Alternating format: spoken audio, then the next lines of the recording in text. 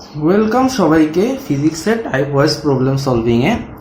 আজকে আমরা তরঙ্গের আরেকটি টপিক, সেটা হচ্ছে বিট নিয়ে আলোচনা করব এবং বিটের বিভিন্ন যে গাণিতিক সমস্যাগুলো পরীক্ষায় আসে সেগুলো নিয়ে আমরা আলোচনা করব। তো প্রথমে আমরা একটু জানি যে বিট কি জিনিস। বিট হচ্ছে যে আমরা কাছাকাছি কম্পাঙ্কের দুটো উৎস থেকে যদি একই সাথে শব্দ উৎপন্ন হয়, সেই ক্ষেত্রে দেখা যায় যে ওই শব্দের তরঙ্গের উপরিপাতনের ফলে শব্দের তীব্রতার হ্রাস বৃদ্ধি ঘটে। এই ঘটনাই হচ্ছে যে বিট।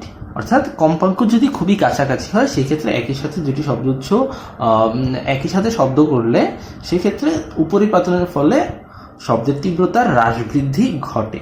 তো আমরা প্রথমে দেখি যে এই বিট সৃষ্টি হওয়ার শর্ত কি। এখানে দেখা যাচ্ছে এই এন কি জিনিস, আমি একটা শর্ত লিখছি। তো এই এন হচ্ছে যে ওই যে আমি দুইটা উৎস থেকে শব্দ উৎপন্ন করলাম, ওই উৎসদ্বয়ের কম্পাঙ্কের ডিফারেন্স। তার মানে যদি একটা হয় F1 একটা উৎসের কম্পাঙ্ক এবং অন্য আরেকটা উৎসের কম্পাঙ্ক যদি হয় F2, তাহলে তাদের যেই বিয়োগফল, F1 যদি বড়টা হয় এবং F2 যদি ছোটটা হয়, তাহলে তাদের যেই বিয়োগফল সেটাই হচ্ছে n। অর্থাৎ এই n হচ্ছে যে যেই দুইটা উৎস থেকে শব্দ উৎপন্ন করলাম সেই উৎসদ্বয়ের কম্পাঙ্কের ডিফারেন্স। এই কম্পাঙ্কের ডিফারেন্স আমি প্রথমেই বলেছিলাম যে কম্পাঙ্কের ডিফারেন্স খুবই ক্ষুদ্র হইতে হবে, এবং সেটা কত, সেটা হচ্ছে যে 10-এর ভিতরেই থাকতে হবে, শূন্য হওয়া যাবে না, একটু ডিফারেন্স থাকতে হবে, আবার এটা 10-এর চেয়ে ছোট হতে হবে। তাহলেই কি আমরা হচ্ছে যে বিট শুনতে পাবো। অন্যথায়ও বিট উৎপন্ন হবে কিন্তু আমরা শুনতে পাবো না, কারণ হচ্ছে যে আমাদের কানের শ্রাব্যতার সীমা হচ্ছে 0.1 সেকেন্ড। তাই 1 সেকেন্ডে 10টার বেশি তখন বিট উৎপন্ন হবে, সেই ক্ষেত্রে আমরা বিটগুলো শুনতে পাবো না। কারণ 1 সেকেন্ডে 10টার বেশি শব্দ যদি আলাদা আলাদা শব্দ উৎপন্ন হয়, সেই ক্ষেত্রে আমরা তা শুনতে পাই না। তো এই কারণেই এই শর্তটা আসলে। তো এই যে ডিফারেন্স যত হবে ততটা বিটই উৎপন্ন হয়, অর্থাৎ ততবারই শব্দের তীব্রতা ওঠানামা করে। অর্থাৎ এই ডিফারেন্স যদি আমার 5 হয়, যে দুইটা শব্দ উৎপন্ন করলাম, যে দুটো উৎস থেকে তাদের কম্পাঙ্কের ডিফারেন্স যদি 5 হয়, সেই ক্ষেত্রে টোটাল আমার বিট শোনা যাবে 5টি, অর্থাৎ 5 বার শব্দের তীব্রতা উঠানামা করবে। তো এবার আমরা একটু ম্যাথমেটিক্যাল প্রবলেমে দেখি যে কি ধরনের প্রশ্ন পরীক্ষায় আসে, কি করতে হয়। তো প্রথমে আমি কয়েকটা কেসে ভাগ করতেছি, কারণ হচ্ছে যে বিটের কয়েক টাইপেরই অঙ্ক আছে। তো টাইপ একই রেখে আমি জাস্ট কয়েকটা কেসে ভাগ করতেছি। এবং প্রথম কেসটা হচ্ছে আমার সমীকরণ হতে বলতে তরঙ্গের যে সমীকরণ দেওয়া থাকে। তো আমাদের যদি যে দুইটা উৎস থেকে আমরা শব্দ উৎপন্ন করলাম, সেই দুইটা উৎসের শব্দ তরঙ্গের সমীকরণ দেওয়া থাকে, সেখান থেকে আমরা নির্ণয় করতে পারবো যে তাদের দ্বারা একই সাথে যদি শব্দ উৎপন্ন হয়, তাহলে বিট সৃষ্টি হবে কি হবে না। তো আমরা একটা কোশ্চেন নেই। তাহলে আমরা হচ্ছে যে দুইটা ইকুয়েশন নিলাম। এটা হচ্ছে একটা শব্দের জন্য সমীকরণ, এটা হচ্ছে আরেকটা শব্দের জন্য সমীকরণ। প্রশ্ন হচ্ছে যে এই দুইটা শব্দ যদি একই সাথে শব্দায়িত হয়, সেই ক্ষেত্রে আমরা বিট শুনতে পাবো কিনা, আমাদের কানে বিট শোনা যাবে কিনা। এখন বা বিট সৃষ্টি হবে কিনা, এভাবেও প্রশ্নে বলা থাকে। বিট সৃষ্টি হবে কিনা বলতে ওইটাই বুঝে যে আমাদের কানে আমরা শুনতে পাবো কিনা বিটগুলো। তো আমরা শর্ত তো জানি বিট সৃষ্টি হওয়ার, যে কম্পাঙ্কদের ডিফারেন্স কি 10-এর মধ্যে হতে হবে। তাহলে একদম সিম্পল কাজ, আমি দুইটা উৎসের যেই সমীকরণ আছে সেখান থেকে এখান থেকে F1 বের করব, এখান থেকে F2 বের করব। এরপরে বড়টা থেকে ছোটটা বিয়োগ করে দেখবো যে আমার ডিফারেন্সটা কত হয়। তো এখান থেকে এফ বের করার সিস্টেমটা আমরা প্রথম দিকের ভিডিওগুলোতেই দেখছি। তাও আমি একটু দেখাই যে এই জিনিসটা কি। আমি যদি আদর্শ সমীকরণের সাথে তুলনা করি, তাহলে আমি দেখবো যে এই জিনিসটাই হচ্ছে ওমেগা, ঠিক না? এটা হচ্ছে ওমেগা 1। তাহলে প্রথমটার জন্য ওমেগা 1 সমান আমি কি দেখতেছি যে 420 পাই। এখন ওমেগা 1 সমান আমরা লিখতে পারি যে 2 পাই F1 সমান 420 পাই। এখন উভয় সাইডে কাটাকাটি করলে F1 এর মান আমার দাঁড়াবে 210 হার্জ। একইভাবে আমি দ্বিতীয় যে শব্দ উৎপন্ন হচ্ছে সেটা থেকে আমি কম্পাঙ্ক বের করব। তো ওমেগা 2 আমার কত দেওয়া আছে? ওমেগা 2 দেওয়া আছে আমার 404 পাই। সেক্ষেত্রে আমার 2 পাই f2 এর মান হবে যে 404 পাই। এরপর দুই সাইডে কাটাকাটি করলে আমার f2 এর মান দাঁড়াবে 202 হার্জ। এখন তাহলে ঘটনাটা কি ঘটতেছে? ঘটনাটা ঘটতেছে যে একটা ক্ষেত্রে 210 হার্জ আসছে আর অন্য উৎসের জন্য আসছে 202 হার্জ। তাহলে আমি বড়টা থেকে যদি ছোট বিয়োগ করে n বের করতে চাই, অর্থাৎ কম্পাঙ্কের ডিফারেন্স বের করতে চাই, তো সেটা আসবে আমার কত? 210 বিয়োগ 202 সমান সমান হচ্ছে যে 8। এখন আমার শর্ত কি ফিল আপ করতেছে? আমার শর্ত ফিল আপ করতেছে, সুতরাং বিট সৃষ্টি হবে বা আমি বিট শুনতে পাবো। একদম সিম্পল প্রসিডিউর, জাস্ট দুইটা শব্দের জন্য f1 আর f2 বের করতে হবে এবং আমি বিয়োগ করে দেখবো যে বিয়োগফলটা 10-এর ছোট কিনা। 10-এর ছোট হলে আমি বিট শুনতে পাবো, আর যদি 10-এর বড় হয় সেই ক্ষেত্রে আমি বিট শুনতে পাবো না। তো এই হচ্ছে যে বিটের একটা কেসের ম্যাথ। আমরা এবার অন্য আরেকটা কেস নিয়ে আলোচনা করি। আমাদের দ্বিতীয় কেস হচ্ছে যে টানা তারের কম্পন এবং বিট। আসলে টানা তারের কম্পন আলাদাই একটা টপিক, ওই টপিক থেকেও বিটের অঙ্ক করা যায়, মানে বিটের অঙ্ক দেওয়া যায়, সেই কারণে আমি এটাকে একসাথে আনলাম। টানা তারের কম্পন, শুধু টানা তারের কম্পন দিয়েই আসলে ম্যাথও আসে, শুধু টানা তারের কম্পন দিয়ে আবার ওটার সাথে বিট মিক্স করেও ম্যাথ আসে। তো একসাথে আমরা আলোচনা করে ফেলতেছি।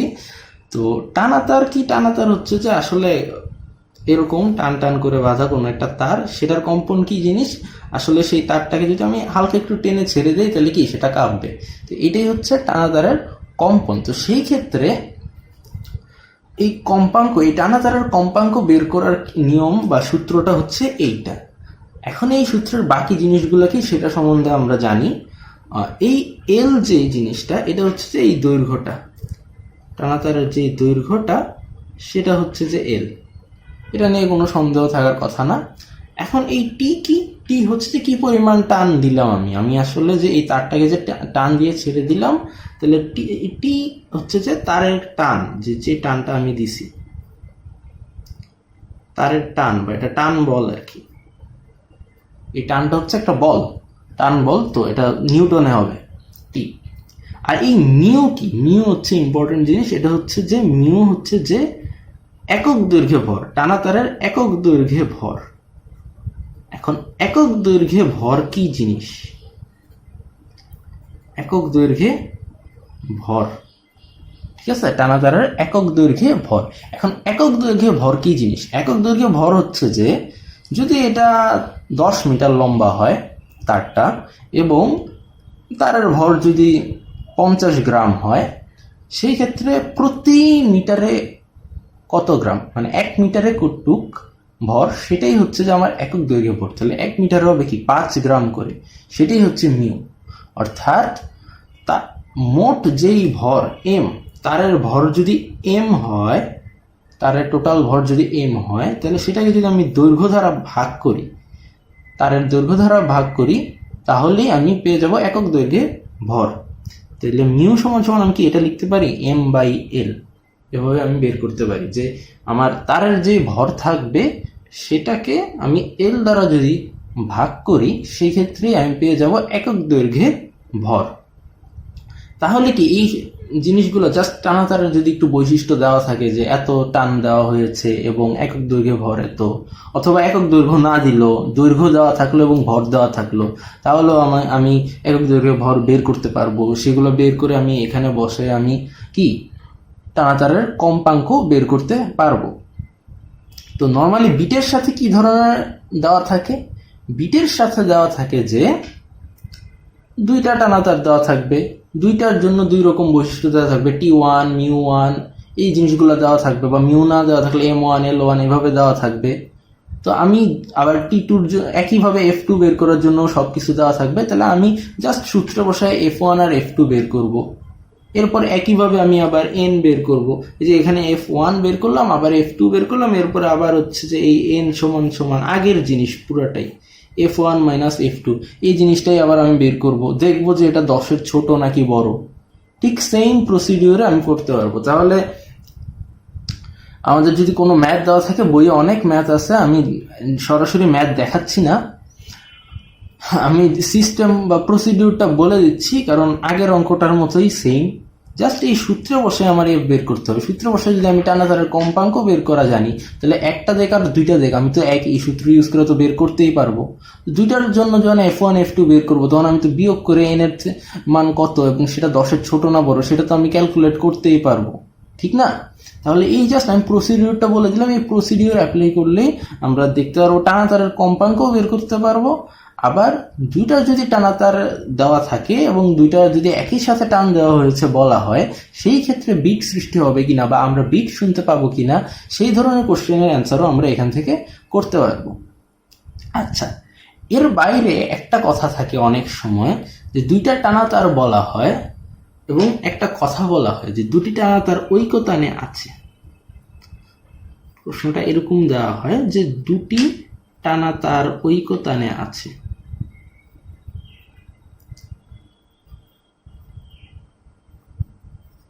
এই কথার মানে কি আসলে? দুটি টানা তার ঐকতানে থাকার অর্থ হচ্ছে এই যে F1 আর F2 সমান হবে। ওগুলো বিটের অঙ্ক না, কারণ হচ্ছে যে F1 আর F2 যদি সমান হয়ে যায় তাহলে তো বিট সৃষ্টি হবে না, কারণ n এর মান হচ্ছে কি 0 হয়ে যাবে, n এর মান আমার 0 হয়ে যাবে। আর n এর মান যদি আমার 0 আসে, সেই ক্ষেত্রে তো বিট সৃষ্টি হবে না, আমার 0 হতে পারবে না, আবার 10-এর ছোট হইতে হবে, ঠিক আছে? আচ্ছা, আমি এটা জাস্ট বললাম যে টানা তারের কম্পনের রিলেটেড আরেকটা ম্যাথ। টানা তারের কম্পনের নর্মালি সূত্র বসানো ম্যাথ দেখে আমি আর টানা তারের কম্পনের ম্যাথ করাচ্ছি না, আমি সিস্টেমগুলো বলে দিচ্ছি এবং কোনটা থেকে কি সেটা আমি বলে দিলাম। আর এখন এই যে দুটি টানা তার ঐকতানে থাকলে যে F1 আর F2 সমান হবে, তো এইভাবে কিভাবে অঙ্ক আসবে? ওই যে ম্যাথে কোনো একটা লাইনে এই কথাটা বলে দিবে, তাহলে আমি এই জিনিসটা পাবো। এরপর হচ্ছে যে তাহলে এখান থেকে কি আমি এই জিনিসটা এরকম লিখতে পারবো 1/2l1 রুট ওভার অফ, হয়তো একই টানা হবে, এই কারণে দেখা যাবে যে টি এর মানটা সেম আসছে বা টি এর মান ভিন্ন আসতে পারে, T1/μ1 এরকম আসবে। আবার 1/2l2 রুট ওভার অফ 2/μ2। তো এই কোশ্চেনের কোনো একটা দেওয়া থাকবে না, বাকি সব কিছু দেওয়া থাকবে, তো যে কোনো একটা বের করতে বলবে। তো এই কোশ্চেন থেকে আমরা বের করতে পারবো না। জাস্ট আমার দুইটা আইডিয়া নিতে হবে এইখান থেকে। একটা হচ্ছে যে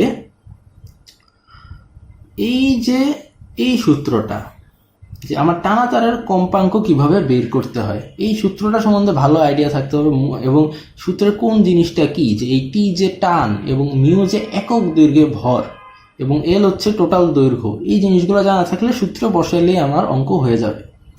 এবং দুইটা টানা তার যদি দেওয়া থাকে, সেই ক্ষেত্রে F1 F2 বের করে আমি নির্ণয় করতে পারবো বিট সৃষ্টি হয় কিনা। আর ওই যে ঐকতানের সূত্র কথা বলা থাকতে পারে অনেক সময়, সেই ক্ষেত্রে F1 আর F2 সমান হবে, ওইটা কাজে লাগে আমার কোনো না কোনো জিনিস বের করতে দেয় নর্মালি। তো এই কেসটা এতটুকুই, জাস্ট আমার টানা তার সম্বন্ধে আইডিয়াটা থাকলেই আমি এই কেসের ম্যাথগুলোও করতে পারবো বিটের। আর বিট ছাড়াও টানা তারের কম্পাঙ্ক এমনি বের করতে আমি পারবো। আর আরেকটা কেসের বিটের অঙ্ক আছে, তাহলে আমরা এখন ওই কেসটায় চলে যাই। তো বন্ধুরা, আমরা এখন হচ্ছে যে কেস 3 এর ম্যাথটা নিয়েও চলে আসছি। এই ধরনের কিছু ইনফরমেশন দেওয়া থাকে যে এ হচ্ছে একটা সুষলাকা, বি আর একটা সুষলাকা। এ সুষলাকার কম্পাঙ্ক দেওয়া আছে 512 হার্জ, বি এরটা দেওয়া নেই, বি এর কম্পাঙ্ক কত সেটাই বের করতে হবে। আমার দেওয়া আছে, শর্ত দেওয়া আছে এন এর মান 6, মানে 6টি করে বিট উৎপন্ন হয় সেটা দেওয়া আছে। আমার 6টি করে বিট উৎপন্ন হয়, বি এর কম্পাঙ্ক কত, এ এর কম্পাঙ্ক দেওয়া আছে। আর আরেকটা এদিকে ইনফরমেশন দেওয়া আছে যে এতে যদি মোম লাগানো হয়, অর্থাৎ ভর বৃদ্ধি করা হয় সুষলাকার, তাহলে আমার বিটের সংখ্যা বৃদ্ধি পায়, তার মানে এন এর মান বৃদ্ধি পায় যদি এতে মোম লাগানো হয়। এখন আমার কথা হচ্ছে যে প্রথম যে দুই লাইন, এই দুই লাইন দেখে কি আমরা অ্যান্সার সম্বন্ধে একটা গেস করে ফেলতে পারতেছি না? আমার বিট সৃষ্টি হয় 6টা এবং আমার এর কম্পাঙ্ক হচ্ছে 512, তো বির কম্পাঙ্ক তো 6-এর ডিফারেন্সেই থাকবে, ঠিক না? যদি 6টা বিট উৎপন্ন হয়, এন এর মান 6 হয়, তাহলে আমি তো বি এর অ্যান্সার সম্বন্ধে একটা গেস করে ফেলতে পারতেছি যে অ্যান্সার হবে যে 506, না হয় হবে 518, ঠিক না? কারণ 512 যদি এ হয় তাহলে বি 518 হইলে 6-এর ডিফারেন্স হয়, আবার 512 এ তাহলে বি যদি 506 হয় সেই ক্ষেত্রেও আমার 6-এর ডিফারেন্স। তো এই 6 যদি বিট উৎপন্ন হতে হয় তাহলে আমার অ্যান্সার এই দুইটার যে কোনো একটা হইতেই হবে, ঠিক না? কিন্তু আমি জানি না যে আমার অ্যান্সার কোনটা, 506 নাকি 518। এই জিনিসটা জানার জন্যই আমার এই লাস্ট যেই ইনফরমেশনটা এটা দেওয়া আছে যে এতে মোম লাগালে বিট সংখ্যা বৃদ্ধি পায়। তো এই জিনিসটা নিয়ে অনেকেরই প্যাচ লাগে, অনেকেই 506 নাকি 518 কোনটা অ্যান্সার এটা নির্ণয় করতে পারে না, এই শর্ত থাকলেও পারে না অনেক সময়। তো আমি একটু সহজভাবে দেখাই কিভাবে এটা আমরা সলভ করতে পারি। আমি দুইটারই ধরে নিলাম যে দুইবারই ধরে নেবো যে হয় এটা অ্যান্সার নাহলে এটা অ্যান্সার, ধরে নিয়ে আমি চেক করব, পরে ব্যাখ্যা করব। প্রথমে আমি ধরে নিই যে 506 আমার অ্যান্সার, 506-এর অ্যান্সার ধরলাম। তো 506 যদি অ্যান্সার হয়, আমার এফ এ তো আমি জানি কোশ্চেনে দেওয়া আছে এফ এ 512, এফ বি হচ্ছে যে 506। ওকে, এখন আমার বলছে যে এতে মোম লাগালে, মোম লাগানো মানে কি ভর বৃদ্ধি করা, ভর বৃদ্ধি করা মানে কম্পাঙ্ক হ্রাস পাওয়া, ঠিক আছে? তার মানে এর কম্পাঙ্ক আমি হ্রাস করব। এর কম্পাঙ্ক হ্রাস করলে কি বলতেছে যে বিটের সংখ্যা বৃদ্ধি পায়, তার মানে কি আমার এন এর মানটা বৃদ্ধি পাবে। তো আমি যদি এফ এ কে হ্রাস করি এবং এফ বি যদি আমার 506 হয়, ধরলাম যে আমি এটা 512 থেকে হ্রাস করে 510 বানালাম, তাহলে আমার কি এন এর মান, আর এফ বি তো 506 ধরছি আমি, তাহলে আমার এন এর মান হ্রাস পাইলো নাকি বৃদ্ধি পাইল? হ্রাস পাইলো না, এটা 4 হয়ে গেল না এখন। অর্থাৎ মোম লাগানোর ফলে যেহেতু আমার কম্পাঙ্ক হ্রাস পাইল, এর কম্পাঙ্ক হ্রাস পাওয়াতে আমার বিটের সংখ্যা হ্রাস পেয়ে গেল, অ্যান্সার যদি হয় 506। এটা কি আমাদের শর্তের সাথে মিলতেছে? মিলতেছে না। অ্যান্সার 506 হলে এবং এতে মোম বৃদ্ধি করা মানে এর কম্পাঙ্ক কমালে আমার উল্টা বিটের সংখ্যা কমে যাইতেছে, এন এর মান কমে যাইতেছে। কিন্তু সেটা তো আমার শর্তে দেওয়া নেই, আমার শর্তে দেওয়া আছে যে এতে মোম লাগালে বিটের সংখ্যা বৃদ্ধি পায়।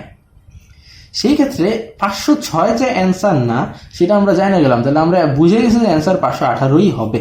তারপর আমরা চেক করে দেখি। এবার আমরা অ্যান্সার যদি 518 হয়, এফ এর মান তো আমি 512 জানি, আর এফ বি কত আমার 518। এতে মোম লাগানোতে আমার কি হচ্ছে, এফ এর মান হ্রাস পাচ্ছে, কম্পাঙ্কের মান হ্রাস পায় ভর বৃদ্ধি করলে। তাহলে এটা যদি 510 হয়ে যায়, আমি 510-এ নামাই দিলাম, আর ওইটা তো 518 আছে, তাহলে আগে যে 6টা বিট ছিল এখন কি বিটের সংখ্যা 8টা হয়ে যাবে না? যেহেতু ডিফারেন্স এখন 8 হয়ে গেছে, অর্থাৎ বিটের সংখ্যা এবার কি বৃদ্ধি পাইছে, এবং এই শর্তটা আমার ফুলফিল করছে 518-র জন্য, 506-এর জন্য এই শর্তটা ফুলফিল করে নাই। তাহলে আমি বুঝে গেলাম যে আমার 518ই অ্যান্সার। তো আমি পরীক্ষার খাতায় কি লিখবো এখন? পরীক্ষার খাতায় তো আমার শুধু এই এক লাইন ছাড়া কি আর লেখার উপায় আছে কোনো? আমি যেহেতু আসলে আমার এই জিনিসের ব্যাখ্যাটাই লিখতে হবে, আমি প্রথমে ওইভাবে ব্যাখ্যা করবো যে 506 কেন অ্যান্সার হইতে পারে না, 506 কেন অ্যান্সার হইতে পারে না, এবং 518ই কেন অ্যান্সার হবে। তারপরে আমি একটু লেখা দেখাই দিলাম যে F B minus F A এমন হবে, অর্থাৎ এফ বি অবশ্যই বড় হবে, কারণ এফ বি যদি ছোটটা হয় 506 হয়, সেক্ষেত্রে আমার যে এই শর্তটা ফুলফিল করতেছে না, সুতরাং এফ বি বড় হবে, তাহলে এটা F B minus F A হবে। ওইখান থেকে আমি এরপরে অঙ্কটা আবার করে দেখাবো। এইটাতে 6 এন এর মান যেহেতু আমার 6, এফ বির মান আমি জানি না, জাস্ট আমি এটা আগে গেস করে রাখছি, পরবর্তীতে আমি আবার এটা সুন্দর করে দেখাবো। সরি, এটা হবে F B minus F A 512। তো সুতরাং হচ্ছে যে এই পরীক্ষার খাতায় এই 3 লাইনই লিখতে হবে, সাথে আমার ব্যাখ্যাটা লিখতে হবে। এইগুলো কিছু লেখা লাগবে না, তবে ব্যাখ্যা লিখতে হবে যে কেন আমার 518 অ্যান্সার হলো, আমার 506 অ্যান্সার কেন হইল না।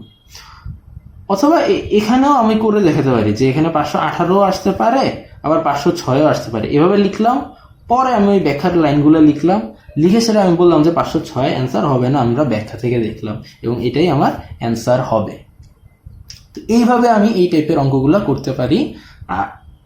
আবার মোম না লাগে অনেক সময় বলতে পারে যে একে কিছুক্ষণ কোনো কাগজ দ্বারা ঘষে দেওয়া হলো, তো ঘষে দিলে হচ্ছে যে কম্পাঙ্ক বৃদ্ধি পায়, মোম লাগালে কম্পাঙ্ক হ্রাস পায় আর ঘষে দিলে কম্পাঙ্ক বৃদ্ধি পায়। জাস্ট একই প্রসিডিউরে এইভাবে চিন্তা ভাবনা করে প্রথমে দুইটা সম্ভাব্য অ্যান্সার আমরা বের করব, এরপর শর্তটা দেখব এবং শর্তের সাথে কোনটা মিলে আমরা সেইটা অনুযায়ী অঙ্কটা করে ফেললেই হবে। তো এই ছিল এই কেসের বিটের অঙ্ক। আরো বইয়ে আরো অনেক প্রবলেম আছে এই কেসেরই, এই 3 কেসের মধ্যে আমরা সেগুলো যদি ভালো করে প্র্যাকটিস করি তাহলে বিটের কোনো অঙ্কে আমার মনে হয় না সমস্যা থাকবে। তো আজকে এই পর্যন্তই, পরবর্তী ভিডিও দেখার জন্য আমন্ত্রণ রইল।